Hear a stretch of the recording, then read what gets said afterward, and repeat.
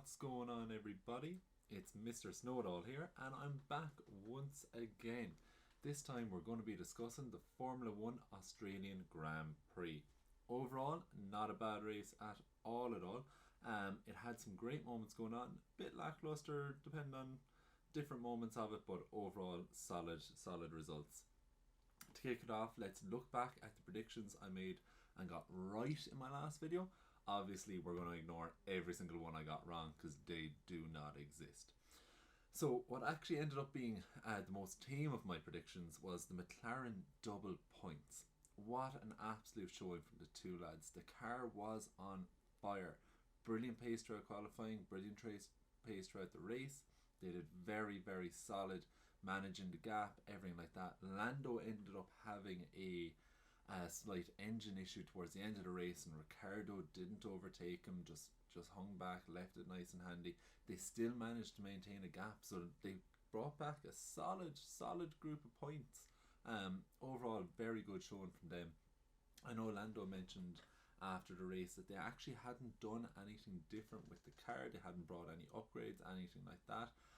It was just that they had the track suited them.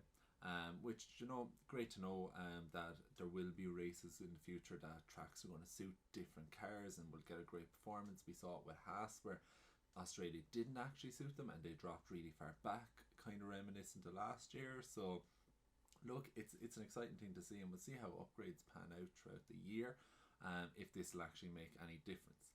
But right, let's go on to the absolute mad one of the prediction that I got right, which, to be honest with you, I thought I had wrong post-qualifying because of his disqualification, but it was points for Alex Albon. What an absolute masterclass by himself and Williams. They did 57 laps on a set of hard tyres, pitting on the second to last lap to only do one lap on a new set of softs. It was simply brilliant. We have not seen it before, and I don't know if we've seen it in a long time. I can't recall a time where we've seen this before. Hats off to them. It was incredibly entertainment. It was a brilliant strategy. It was bold. They knew exactly what they were doing with it. And what's actually interesting is I've seen a lot of talk online where people are trying to suggest like different versions of the strategy and what they think Williams could have done better. So I'm just going to take a quick look at a few of those suggestions and like what I think would have happened with them. The main thing that people mention is that they should have pitted under the last virtual safety car, or VSC. This was around, I think, 8 laps to the finish or so, and people are suggesting that they should have put on a set of soft tyres to absolutely tear through the grid. So the logic behind this is that you get a cheap pit stop under the VSC. You lose about 40% of the time that you'd normally lose on a pit stop, and then you'd go out on a set of softs which are much faster. You'd use the tyre advantage of new softs versus old hard tyres and tear your way up through the grid. In principle, really good idea. I was genuinely thinking the same. I thought that 7 or 8 laps would be too much. I would have thought they'd set on a set of mediums, and then would have fought their way up from there. But we actually have proper use case of this happening and not working. This was both with Magnussen and Alonso, so it's great to have this comparison to know that the strategy would not have worked. Both of these cars were actually ahead of Albon at the start of the VSC period. They dropped back into the large DRS train post their pit stop. So they came out on their fresh medium tyres. They got back into the DRS train. They scrubbed off the start of the tyres. They didn't get the full use out of them. They were struggling to overtake. And then they were coming up against Stroll, who I have no idea what that man was on. He was swinging left and right. He was being as dangerous as they could come, and he was still defending it afterwards. It was a very bad weekend for Stroll. But this really cost Alonso and Magnussen time. Now, if Albon had pitted back, he probably wouldn't even have had the pace on the soft tyres to actually perform and get past them. He probably would have scrubbed them out, and he would have just been lost, and it would have been another almost situation where they would have gained a few places. But I think even by that time, he was going to come out somewhere like second to last or third to last based off that VSC. So it was he wouldn't have actually had much of a gain. So I don't think that was a very feasible plan when you actually look back at it in hindsight. While at the time, I'd say a lot of us were like, that has to be what they're going to do. Now, what would have been actually another interesting strategy change is if they had pulled a Stroll on it, of all things. So this is where at the start of the race there was a full safety car. Stroll came in, took off his hard tyres, put on a set of mediums, went off and did one lap, came back in again, stuck on that same set of hard tyres and went out and didn't actually lose anywhere because he was at the back of the pack already. He was just ahead of Albon. Then by the time the safety car comes in, he's lined up behind Albon. So he's only lost one place to a car that's realistically probably a bit slower than theirs. So if Albon had done that, he would have then just come out behind Stroll again, and he would have then not had to pit at all.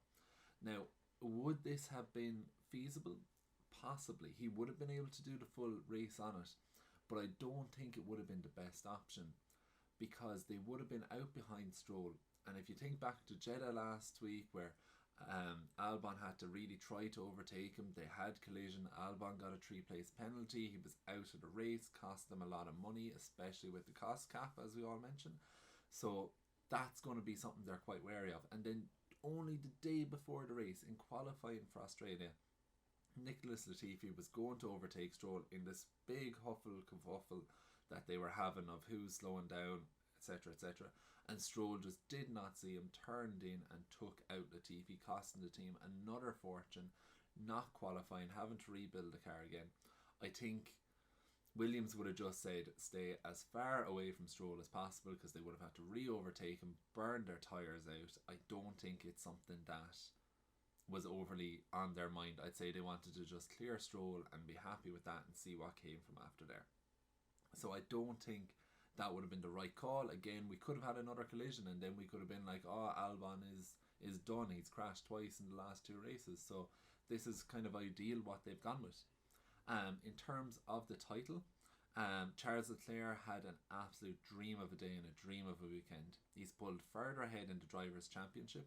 But what's actually quite shocking is George Russell has managed to gain P2 due to awful reliability from the Red Bull. Again, another issue with Max Verstappen's car. And then an overall poor weekend from Sainz. I was hyping him up going into this weekend. I might have said in the last video that I thought he'd win. But he just had a bad qualifying. He had a bad start to the race due to a different steering wheel being fitted. And then just absolutely binned the car on the second lap or something like that. So Mercedes have managed to actually like just hang in there, just pick their points, go out through the season, and George Russell is now in P2, which is quite outstanding, to be fair.